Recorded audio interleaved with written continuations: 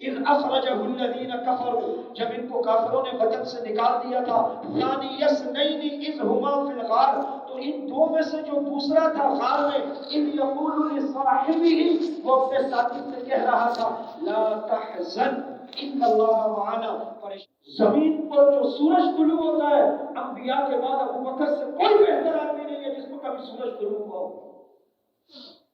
یہ ایمان، یہ یقین، یہ عشق، یہ وارفتگی، یہ سب کچھ فدا کر دینا، لا الہ الا اللہ۔ یہ باپو کا حضور کیسے ہے؟ تو یہ میں نے کہا یہ لکھ لیں، میں نے کہا یہ جب تک جامع حضور کو دیکھوں گا میں اس وقت تک یہ تو والدہ محترمہ لے کر گئی، انہوں نے کہا جی پتہ کریں، انہوں نے کہا جی ابھی پہر ہے، لا الہ الا اللہ۔ اندھیرا ہوا تو حضرت ابوبکر کو خفیہ طریقے سے حضور کے پاس پہنچایا گیا، تو آپ صلی اللہ علیہ وسلم کو دیکھا تو کہا کہ اب طبیعت میں اطمینان آ گیا، اور حضرت ابوبکر رو پڑے۔ آپ صلی اللہ علیہ وسلم نے حضرت ابوبکر کو دیکھا تو آپ بھی نمدیدہ ہو گئے، تو حضرت ابوبکر نے کہا یا رسول اللہ میری والدہ کے لیے دعا کریں، اللہ تعالیٰ ان کو اسلام کی توفیق دے۔ آپ صلی اللہ علیہ وسلم نے دعا فرمائی، وہ اسی مجلس میں غالباً انہوں نے اسلام قبول کیا۔ حضرت ابوبکر وہ واحد صحابی ہے جن کے ابا بھی مسلمان ہیں، اما بھی مسلمان ہیں، خود بھی مسلمان ہیں، بچے بھی مسلمان ہیں، ان کے بچے بھی مسلمان ہیں، اور صرف مسلمان نہیں ہیں، 4 پشتے صحابی ہیں، صحابی۔ ابو قحافہ ام الخیر، ابو قحافہ فتح مکہ کے موقع پر مسلمان ہوئے۔ فتح مکہ کے موقع پر آپ صلی اللہ علیہ وسلم بیٹھے تھے، حضرت ابوبکر اپنے ابا کو لے کر آ گئے کہ یا رسول اللہ ان کے لیے دعا فرما دیں، ان کو کلمہ پڑھا دیں۔ حضور نے کہا ابوبکر ان کو میرے پاس دیا ہے، تو بڑے میاں کو تکلیف دی، بہت عمر ہو گئی ہے حضور نے بتایا کہ آپ جاتے ہیں ان کے پاس۔ تو فتح مکہ کے موقع پر ابو قحافہ نے اسلام قبول کیا۔ جب آپ صلی اللہ علیہ وسلم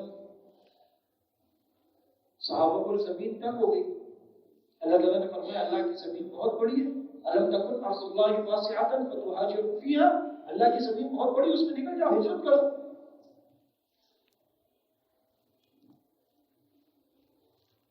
گھر چھوڑ دو، علاقہ چھوڑ دو، بچے چھوڑ دو، مال چھوڑ دو، جمع کاروبار چھوڑ دو، ہجرت کرنا۔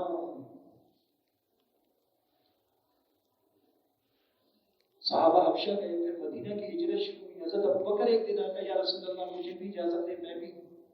آپ نے فرمایا کہ رک جاؤ، اللہ تعالیٰ کا حکم آ جائے۔ تو حضرت ابوبکر نے کہا کہ آپ کا ہے کہ آپ کی مالیت کو وقت نصیب ہوگی، تو حضور نے فرمایا کہ میں کچھ ایسی ہی توقع کرتا ہوں۔ حضرت ابوبکر خوش ہوئے، 2 اٹھنیاں پانی۔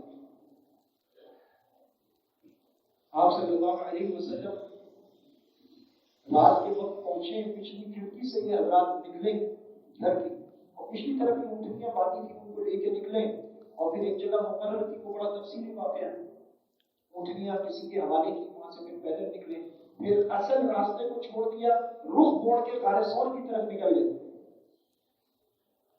اور یہ وہ والی رات تھی جب آپ صلی اللہ علیہ وسلم کے گھر کا پورا گھیراؤ ہو چکا تھا، اور انہوں نے فیصلہ کر لیا تھا کہ آج رات ناؤز باللہ حضور کو قتل کر دے، معاملہ سب سے اوپر چلا گیا۔ قرآن کریم میں لِيَقْتُلُوهُ وَيَمْكُرُونَ وَيَمْكُرُ اللَّهُ، یہ مشورہ کر رہے تھے کہ یا تو اس کو قید کر دیں یا قتل کر دیں۔ وہ اپنی تدبیریں، وہ اپنی چال بازیاں کر رہے تھے، اور اللہ اپنی تدبیر کر رہا تھا، واللہ خیر الماکرین، اور اللہ کی تدبیر سب سے بہترین ہے۔ تو حضرت ابوبکر جاتے ہوئے جو 2 اونٹنیاں لے کر گئے، ساتھ میں جتنے پیسے رکھے تھے وہ سارے لے، 5000 درہم سارے۔ گھر میں کون ہے؟ عائشہ، اسما، عبداللہ،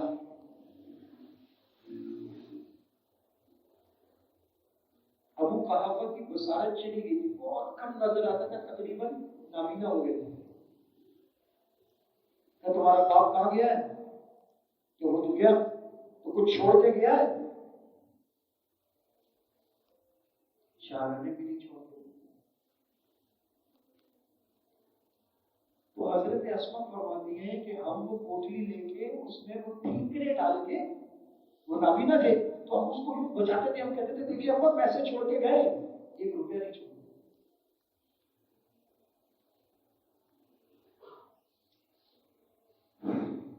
ابو دردہ کس کے آگے چل رہے ہو؟ زمین پر جو سورج طلوع ہوتا ہے، انبیاء کے بعد ابو بکر سے کوئی بہتر آدمی نہیں ہے جس کو کبھی سورج طلوع ہوا ہو. یہ ایمان، یہ یقین، یہ عشق، یہ وارفتگی، یہ سب کچھ فدا کر دینا. بیٹا کفار مکہ کی خبریں لے کے پہنچ رہا ہے کہ ابا جان دن میں یہ ہوا یہ ہوا. غلام عامر بن فہیرہ جس رات چلے تو ایک وہ گائیڈ تھا ساتھ، اس کو واپس کیا غار ثور کی طرف نکل کر. پیچھے عامر بن فہیرہ کی ڈیوٹی تھی کہ جو اونٹنیوں کے پاؤں تھے اس کے پیچھے انہوں نے بکریاں چلانی. اس دن وہ مکہ میں نہیں تھے، مکہ سے باہر بکریاں لے کے موجود تھے. پلان سارا فٹ تھا کہ یہ ادھر سے اونٹنیوں پر نکلیں گے تو ادھر سے بکریاں لے کے آؤ گے اور یوں واپس مکہ کی طرف اسی راستے پہ جاؤ گے اور اونٹنیوں کے سارے نشان تمہاری بکریوں کے پاؤں کے نشانوں سے مٹیں گے. اور جب رات کو نکل رہے، کھانا تیار تھا، اس کو باندھنا تھا، تو اس کے باندھنے کے لیے انتظام نہیں تھا. تو جو زیر جامہ ہوتا تھا، تو ہمارے یہاں تو ہزار بار نیفا بنا کے اندر ڈالتے ہیں، تو اس وقت آپ نے دیکھا ہوگا عرب کی آج بھی پرانے ڈرامے دکھاتے ہیں نا، تو اس میں دکھاتے ہیں وہ پٹکا سا باہر باندھا ہوا ہوتا پورا. وہ اصل میں نیچے والے اظہار کو سنبھالنے کے لیے ہوتا تھا اور اندر ہوتا تھا، باہر نہیں ہوتا تھا. تو حضرت اسما رضی اللہ تعالی عنہ انہوں نے اپنا وہ پٹکا اتار کے اس کو بھاڑ کر اس میں سے آدھے سے توشیدان کو باندھا اور دوبارہ اس کو باندھ لیا. تو ان کو خطاب ملا زن نطاقتین، 2 پٹکوں والی.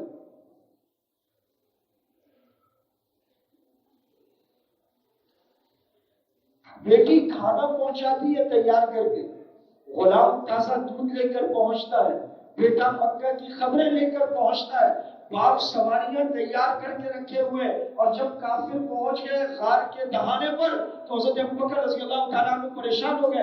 اللہ تعالیٰ قرآن کریم میں فرماتے ہیں الا تنصروه فقد نصرہ اللہ، اگر تم ہمارے نبی کی مدد نہیں کرو گے نا تو نہ کرو، اپنے نبی کی مدد ہم خود کریں گے اور ہم نے پہلے بھی کی ہے. اذ اخرجہ الذین کفروا، جب ان کو کافروں نے وطن سے نکال دیا تھا، ثانی یسنین اذ ہما فی الغار، تو ان دو میں سے جو دوسرا تھا غار میں، اذ یقول لصاحبہ، وہ اپنے ساتھی سے کہہ رہا تھا لا تحزن ان اللہ معنا، پریشان نہ ہو، اللہ ہمارے ساتھ ہے. بخاری سونا آپ نے دیکھا وہ اندر ہے، دہانا اوپر ہے، وہ پہنچ گئے وہاں. اللہ تعالیٰ کی قدرت وہاں حوصلہ بنا اس میں انڈے دیتی ہے. تو حضرت ابوبکر نے ایسے پیر دیکھے تو پریشان ہو گئے. 100 اونٹ ہیڈ منی حضرت ابوبکر پہ تھا اور 100 اونٹ حضور پہ انعام تھا، زندہ مردہ گرفتاری پر. یہ جو باتیں ہیں نا، وہ جی فلاں کے کیس ہے، فلاں کے گھر پولیس آئی تھی، آپ صلی اللہ علیہ وسلم کے سر پر زندہ مردہ گرفتاری پر 100 اونٹوں کا انعام تھا.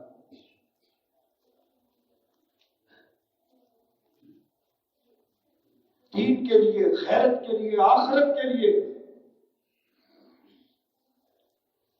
حضرت ابوبکر پریشان ہوئے تو حضور نے فرمایا لا تحزن، حزن نہ کر. عربی میں حزن کہتے ہیں اس غم کو جو دوسرے کی جان پر کیا جائے. حضرت ابوبکر کا اپنے لیے نہیں ہے. لا تحزن ان اللہ معنا، پریشان نہ ہو، اللہ ہمارے ساتھ ہے. جب قباء میں پہنچے تو بعض لوگوں کو پتہ نہیں تھا کہ حضور کون ہے، تو وہ آ کر حضرت ابوبکر کو سلام کر رہے پہلے. تو حضرت ابوبکر رضی اللہ تعالیٰ عنہ کے کھڑے ہوئے اور اپنی چادر سے یوں کر کے حضور کے اوپر سایہ کر دیا کہ لوگوں کو پتہ چل جائے کہ آقا کون ہے، غلام کون ہے.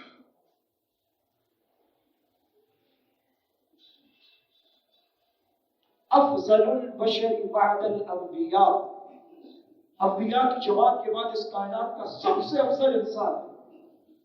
دیگر خلفاء کو کہتے ہیں خلیفۃ المسلمین، امیر المؤمنین. حضرت ابوبکر کا اصل لقب ہے خلیفۃ الرسول. حضرت عمر خلیفۃ الرسول نہیں ہے، حضرت عمر خلیفۃ ابوبکر ہیں. وہ ابوبکر کے بعد خلیفہ بنے. انہوں نے ابوبکر کے بعد گدی کو، نظام کو، سسٹم کو سنبھالا. حضور کے بعد کس نے سنبھالا؟ ابوبکر نے سنبھالا. آپ کا لقب کیا ہے؟ خلیفۃ الرسول، امیر المؤمنین سیدنا صدیق اکبر.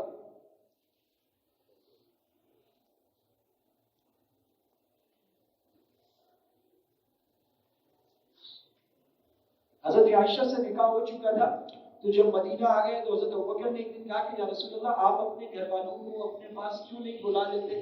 آپ کو سہولت ہو جائے گی. کس کی بات کر رہے ہیں؟ اپنی بیٹی عائشہ کی بات کر رہے ہیں. اور بعد اس تعلق پر حضور نے کہا ابوبکر میرے پاس مہر کے پیسے نہیں. ایسی بے تکلفی. حضور نے فرمایا ابوبکر مہر کا انتظام نہیں ہے. حضرت ابوبکر گئے، تھوڑی دیر بعد واپس آئے، 500 درہم لا کے خدمت میں پیش کیے کہ یا رسول اللہ، اللہ پاک نے مہر کا انتظام کر دیا، آپ اپنے گھر والوں کو بلا لیں.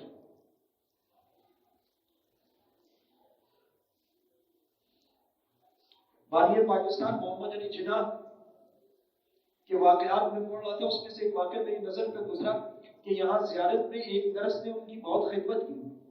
تو انہوں نے کہا کہ بیٹا کوئی کام ہو تو مجھے بتاؤ. تو انہوں نے کہا جی میں فلاں جگہ کی ہوں، میرا اتنی دور یہاں تبادلہ کیا ہوا ہے، تو اگر آپ مہربانی کریں میرا تبادلہ میرے علاقے میں کرا دیں، مجھے آسانی ہو جائے گی. تو انہوں نے کہا کہ یہ میں کیسے کر سکتا ہوں، یہ تو منسٹری آف ہیلتھ کا کام ہے، تو یہ تو میرے دائرۂ اختیار میں نہیں. جو عظیم لوگ ہوتے ہیں وہ ہر حال میں عظیم اور بڑے لوگ ہوتے ہیں. انہوں نے یہ نہیں کہا کہ یا رسول اللہ میری تو بیٹی ہے، مہر کی کیا بات ہے. پتہ تھا کہ یہ نبی ہے، ایسا کبھی بھی نہیں کریں گے اور نہ یہ کوئی طریقہ ہے. مزاج شناس ہے. حضرت ابوبکر گئے، مہر کا انتظام کیا یا رسول اللہ، اللہ تعالیٰ نے مہر کا انتظام کر دیا، اپنے گھر والوں کو بلایا. غزوہ تبوک کے موقع پر آپ صلی اللہ علیہ وسلم میدان جہاد کے لیے اپیل فرما رہے ہیں. تو حضرت ابوبکر صدیق رضی اللہ تعالیٰ گھر کا سارا مال اٹھا کے لیا. آپ صلی اللہ علیہ وسلم نے پوچھا ابوبکر گھر میں کیا چھوڑ کے آئے؟ بڑا مشہور واقعہ. حضرت عمر نے کہا میرے پاس مال تھا. میں نے کہا ابوبکر ہر دفعہ آگے بڑھ جاتی ہے، اس دفعہ میں آگے بڑھ جاؤں گا. اور بہت مال لائے اور حضرت ابوبکر بھی سب لے آئے. تو یہ کوئی ایسی مشکل صورتحال نہیں تھی. اگر آپ دیکھتے ہیں کہ پیالہ بھی پڑا ہوا ہے، سرائی بھی پڑی ہوئی ہے، گدا بھی پڑا ہوا ہے، مکہ بھی پڑا ہوا ہے، تو آپ کو اندازہ ہو جائے گا کہ گھر میں کچھ چھوڑا ہی نہیں ہے، سب اٹھا کے لے آیا. یہ تو کوئی ایسی مشکل بات نہیں ہے. حضور نے کہا ابوبکر گھر میں کیا چھوڑا؟ نے کہا ترکت اللہ و رسولہ، اللہ اور اس کے رسول کو چھوڑ کے آیا.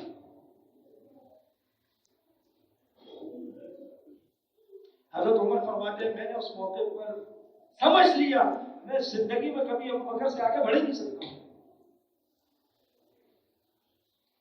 پروانے کو چراغ بلبل کو بھول بس، صدیق کے لیے خدا کا رسول بس.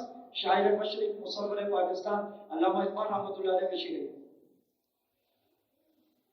صدیق کو خدا کا رسول بس.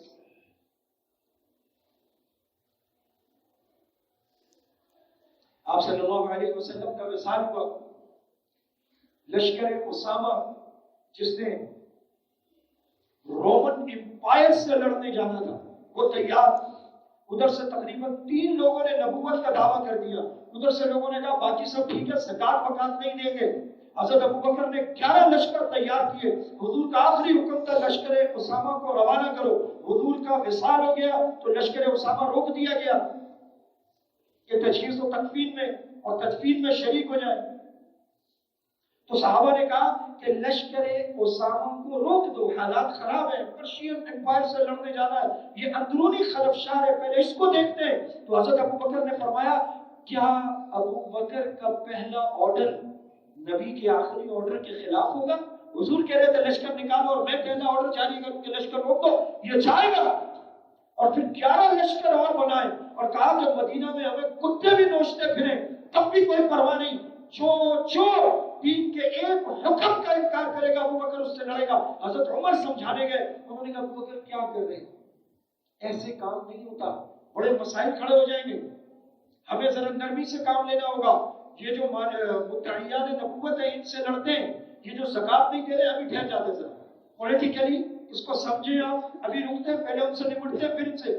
عمر سمجھا رہا، عمر حضرت ابو بکر نے عمر کے سینے پہ سے ہاتھ مارا زور سے اور کہا عمر جہالت میں تو بڑے سخت اور غیرت مند ہوا کرتے تھے، اسلام میں آ کے نرم ہو گئے۔ صحابہ اکٹھے ہو گئے، سارے صحابہ نے مل کے کہا امیر المومنین خلیفۃ الرسول ذرا نرمی فرمائیے، سب سے بیک وقت نہیں لڑ سکتے، ابھی ذرا روکتے ہیں معاملے کو۔ تو کیا گولڈن فورس ہے، فرمایا اینقص الدین وانا حی، کیا اللہ کے دین میں کوئی کمی ہوگی اور ابو بکر زندہ ہوگا؟ میری زندگی میں یہ ممکن نہیں ہے، جس کے بارے میں حضور کہہ رہے ہیں ارحم امتی بامتی ابو بکر، میری امت میں سب سے رحیم و کریم، رقیق القلب، نرم دل، نرم خو ابو بکر ہے۔ لیکن جب دین کا معاملہ ہے تو ابو بکر عمر جیسے کہ سینے پہ ہاتھ مار کے بولتا ہے کل تو بڑا سخت ہوتا تھا، آج نرم ہو گیا۔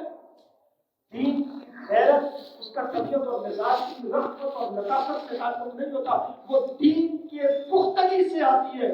دین پختہ ہوتا ہے، اللہ سے محبت پختہ ہوتی ہے۔ حضرت ابو بکر سب سے لڑ گئے، سب سے بھڑ گئے۔ اینقص الدین وانا حی، کیا دین میں کوئی کمی ہوگی اور میں زندہ ہوں گا؟ آپ صلی اللہ علیہ وسلم آخری مرتبہ ممبر پر جلوہ افروز میں آپ نے فرمایا زندگی میں مجھ پر جس نے کوئی احسان کیا میں نے اس کا بدلہ لے لیا، الا ابا بکر، ابو بکر کے سوا ابو بکر کے احسانوں کا بدلہ میں دے ہی نہیں سکتا۔ اللہ تعالیٰ قیامت والے دن اپنے شایان شان بدلہ دیں گے۔ سنو، مسجد نبوی میں سائڈ پر یہ جتنے لوگوں کے دروازے کھل رہے سارے کے سارے دروازے بند کر دو، الا خوخت ابا بکر، ابو بکر کے دروازے کے علاوہ باقی دروازے بند کر دو۔ جب آپ مسجد نبوی میں یوں داخل ہوتے تو رائٹ ہینڈ پر باب السلام والی سیٹ میں وہاں آپ کو وہ تختی نظر آتی ہے، آج بھی لگی ہوئی ہے، یہ ہے وہ دروازہ ابو بکر کا جو رسول اللہ نے لکھا رکھوایا تھا۔ آپ صلی اللہ علیہ وسلم سے محبت، وداعیت، اللہ کے امر میں فنا ہو جانا، بالکل انتقال کا وقت قریب ہے۔ حضرت عائشہ کو بلایا، لا الہ الا اللہ، کہا عائشہ حضور کا کفن کیا تھا؟ انہوں نے کہا کہ 2 پرانی چادریں تھیں اور ایک کچھ کپڑا تھا۔ تو فرمایا کہ ٹھیک ہے۔ تو ابی عائشہ نے کہا کہ یہ چادریں کا نہیں، نئی چادریں کسی ضرورت مند کو دے دو، مجھے تو اللہ کے دربار میں پیش ہونا، پرانی 2 چادروں میں جیسا حضور کا کفن تھا بس ویسا مجھے کفن دے دو۔ حضرت ابو بکر صدیق رضی اللہ تعالیٰ عنہ امت کی پہلی اینٹ ہے، فاؤنڈیشن اسٹون ہے، وہ پہلا مرد جس نے حضور کا کلمہ پڑھا۔ آپ صلی اللہ علیہ وسلم نے فرمایا جس نے نیکی پر دوسروں کو ابھارا، بعد کے آنے والے سب کا ثواب اس کو ملے گا۔ حضرت ابو بکر نے سب سے پہلا کلمہ پڑھا ہے، پوری امت کے کلموں کا ثواب ابو بکر کو پہنچتا ہے۔ اللہ تعالیٰ سیدنا صدیق اکبر رضی اللہ تعالیٰ عنہ نے جو آپ صلی اللہ علیہ وسلم سے محبت کی ہے، اس محبت کا ایک حصہ، اس کا ایک ذرہ ہمیں بھی عطا فرما دے۔ آپ صلی اللہ علیہ وسلم نے فرمایا ابو بکر جنت کے 8 دروازے تمہیں پکاریں گے اور جس دروازے سے تم جاؤ اس دروازے سے داخل ہو جاؤ۔